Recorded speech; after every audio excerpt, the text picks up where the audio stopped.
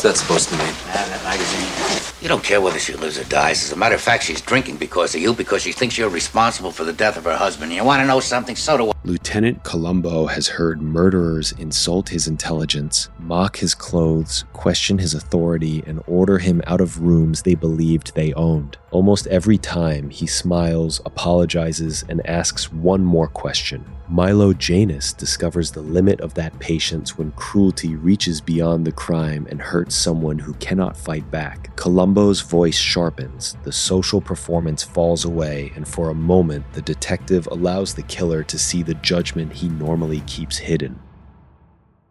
That moment is startling because anger seems like the natural response to murder, yet Columbo treats it as something too valuable to waste. His restraint protects the investigation, keeps arrogant suspects comfortable, and lets their emotions become evidence. The rare exceptions reveal a deeper rule. Columbo does not get angry when his pride is wounded. He gets angry when power is used against the vulnerable, and even then he chooses what the murderer is allowed to learn from it.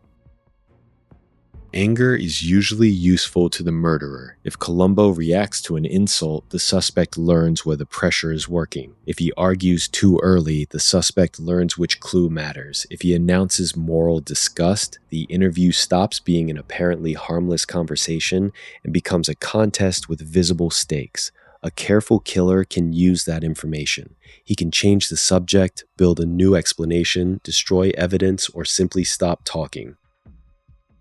Columbo refuses that exchange. He lets Paul Hanlon bark at him, lets Milo Janus patronize him, and lets brilliant professionals explain why his questions are foolish. Their irritation becomes public while his emotional position stays private. The murderer keeps displaying frustration, vanity, fear, and relief. Columbo offers almost nothing back.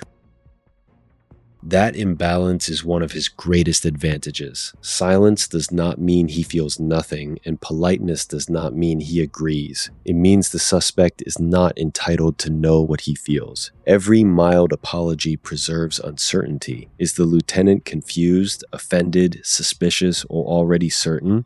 The killer has to keep talking to find out, and every additional sentence creates another chance to reveal the answer. Turn the radio completely off.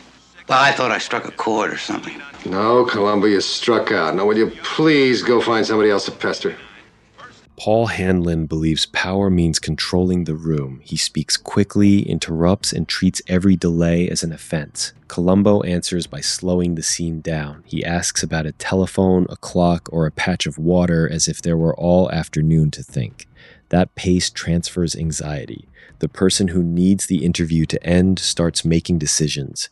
The person willing to stay can keep observing. This is emotional regulation used as investigative leverage. Columbo does not win by matching a bully's force. He makes force look excessive.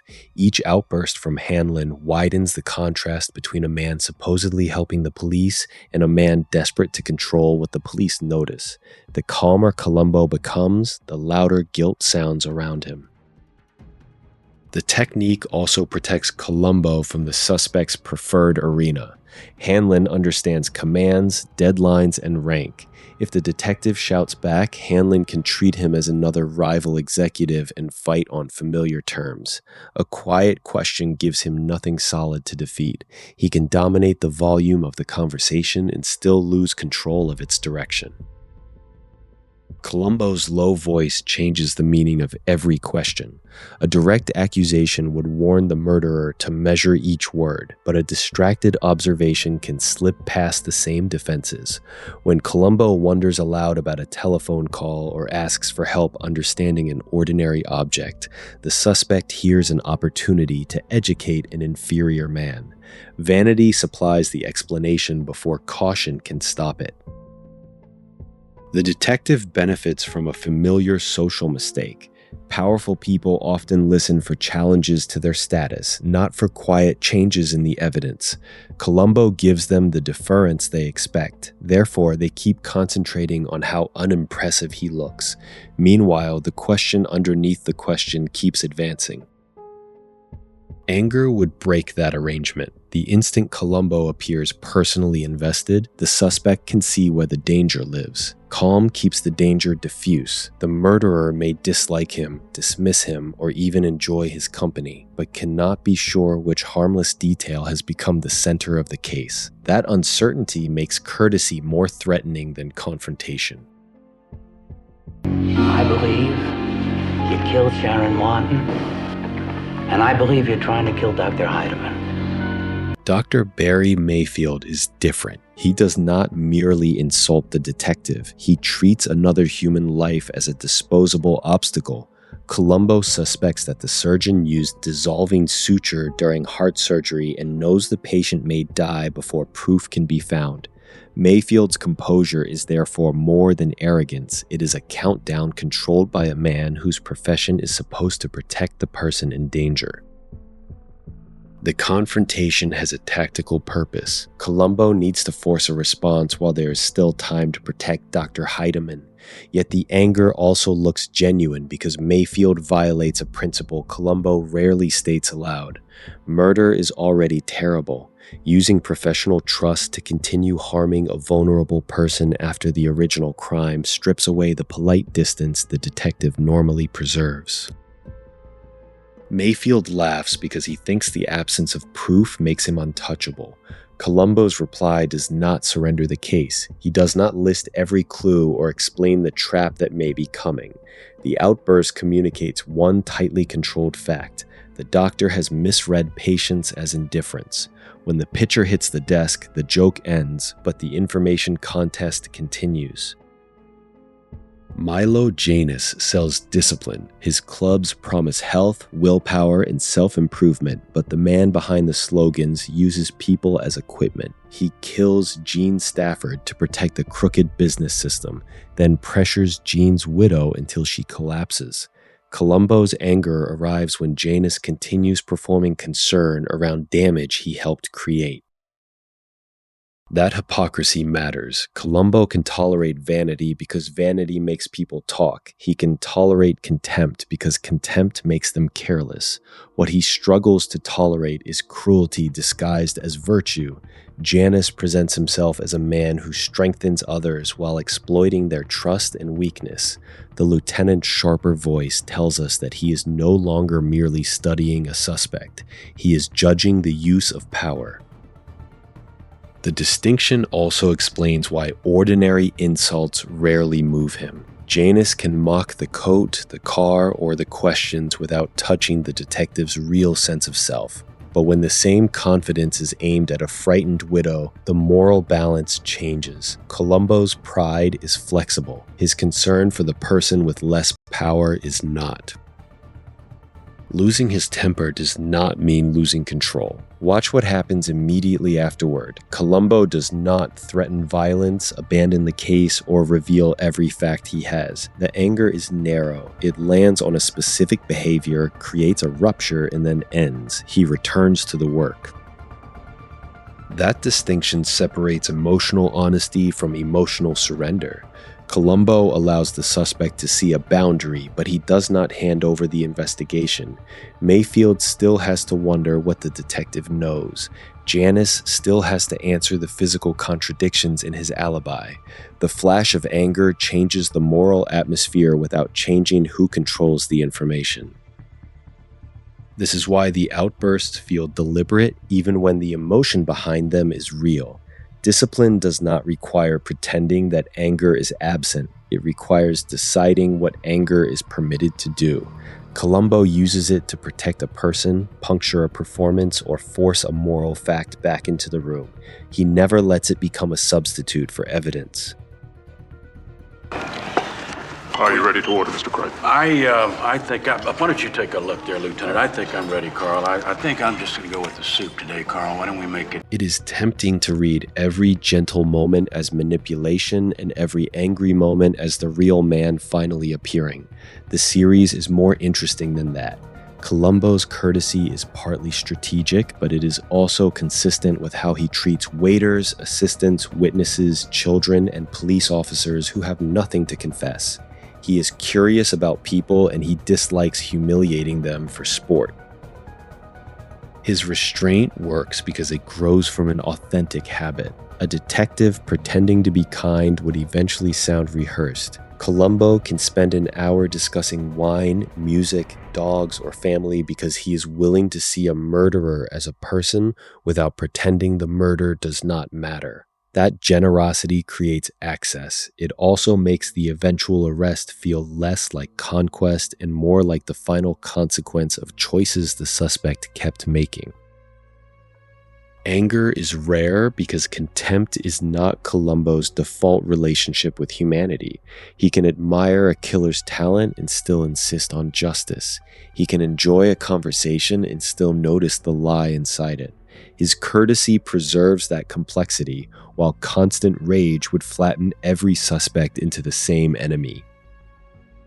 Many Columbo killers expect another man to challenge their status directly. They are generals, surgeons, athletes, executives, conductors, and police commissioners. Their world runs on rank. A conventional opponent would announce authority, defend his intelligence, and answer insult with insult. Columbo refuses the contest. He admires the office, asks for advice, and lets the suspect occupy the superior position.